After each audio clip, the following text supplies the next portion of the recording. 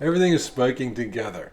On one hand, you have stocks hitting new records, you've got real estate hitting new records, you've got precious metals hitting new records, but at the same time, there's also records that are in things that are not as good, such as federal debt levels, and now we're paying $1 trillion just to cover the carrying costs on the federal credit card.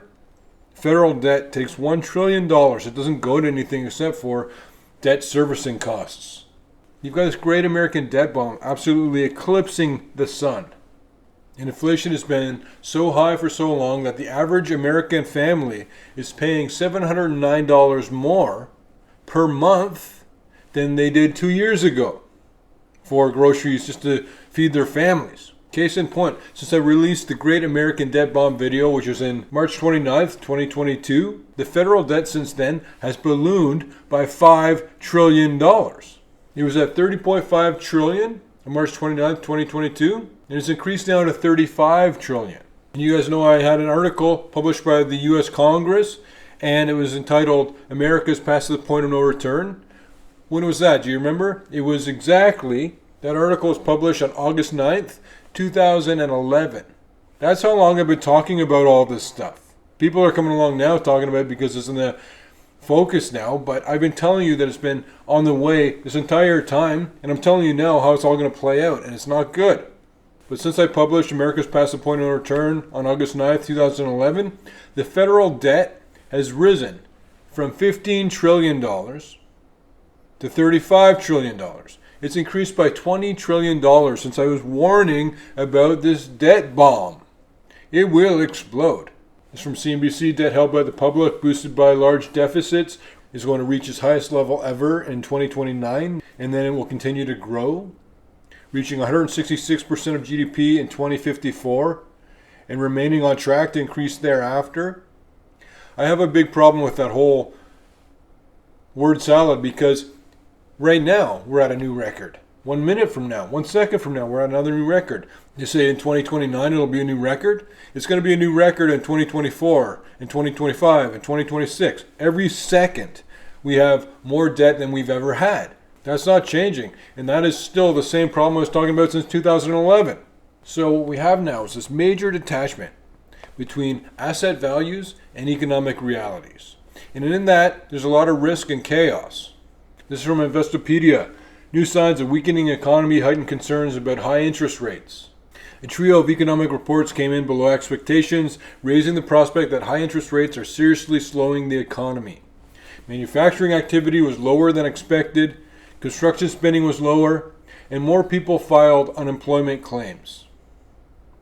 The increasingly gloomy outlook raised the possibility that the Federal Reserve would lower its benchmark interest rate in the months ahead at a faster pace than previously anticipated.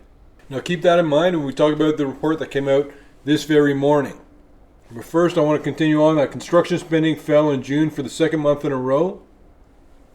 The Institute of Supply Management shows that manufacturing activity is declining for a fourth month in a row in July, the 20th decline in the last 21 months. And industry struggles may be affecting workers too, because 249,000 people filed for unemployment for the first time, the most since last August, the Department of Labor said. There's other problems too. Look at the balance of trade, or the operating deficit of the federal government. You've got records and state debts, corporate debts, municipal debts. More homelessness than ever, longer lines of the food banks than ever, spiking auto repossessions, and a decline in the amount of overseas investments that Americans hold. Meanwhile, and what I forgot to mention a few videos ago when we were talking about China, is that they are not only digging up the most gold out of any country in the world, they're also importing the most gold out of any country in the world. And no gold leaves Chinese shores. That's what every country should be doing, just so you know. But look at how much money they're making. If you go back to when I've been talking about this, they were buying gold at, $1,800 an ounce by the ton? And they just kept buying $2,000, $2,200, $2,400. They're just buying more and more gold, which is all increased in price. Every move they made, they've got a profit on that. And a lot of these countries that are going to be developing the Brics currency, they're going to be a part of the Brics currency, they're loading up on gold to back this currency that they're going to have. Meanwhile, while we're not buying and importing gold and holding gold. The majority of our economy, 70%, 70, is consumer driven. It's you buying stuff. That's 70% of the economy. Rather than making things and selling them for a profit, we're just spending money. And that's how our economy functions. The more you spend, the better the economy is. If you look at the velocity of money, you can see that the activity of the currency is actually falling. So while this is all happening at once, the economy is weakening, but all the indicators are screaming higher, the good and the bad screaming higher. The wealth effect increases. People feel wealthier, so they spend more money. As your stocks are doing well, you're going to feel wealthier, you're going to spend more money.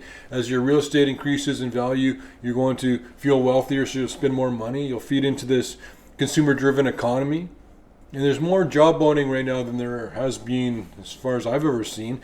And I attribute that to the fact that we have a federal election within a month, and they don't want the economy to be weak leading up to that. The ones in charge, or the Democrats, they want to make the economy look strong. They want to show that the stock market is going up. Even though underneath the surface, there's all sorts of problems with the economy that are not being addressed, but we're all just looking at the unemployment rate and we're looking at the stock market. And that's implying that, oh, the economy must be strong.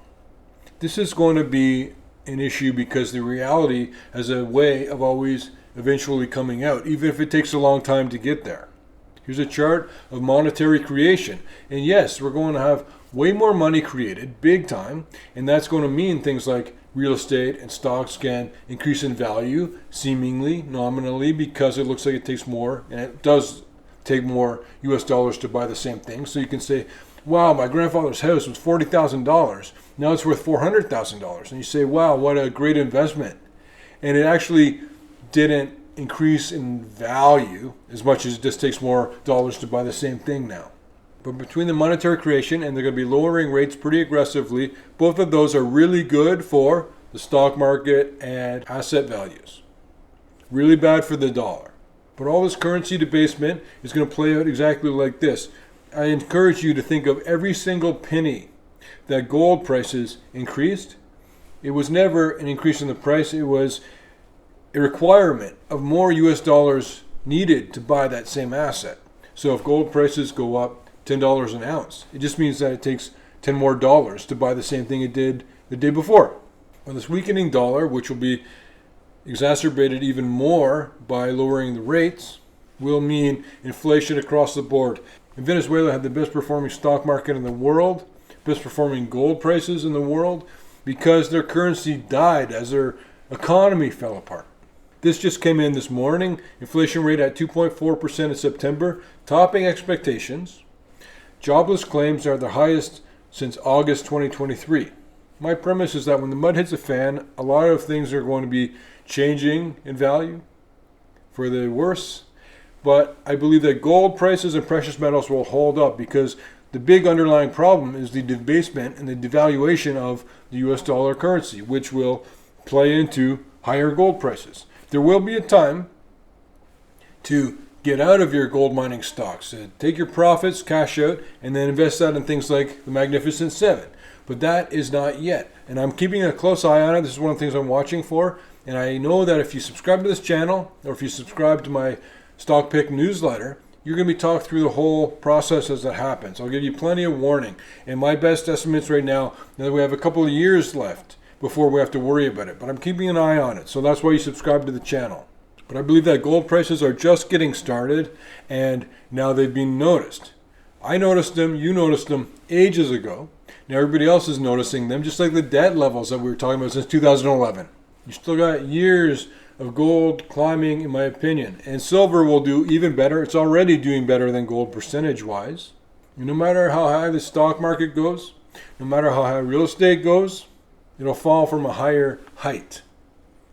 The stock market can go up 300%. It'll just come down 300% plus at some point in the future.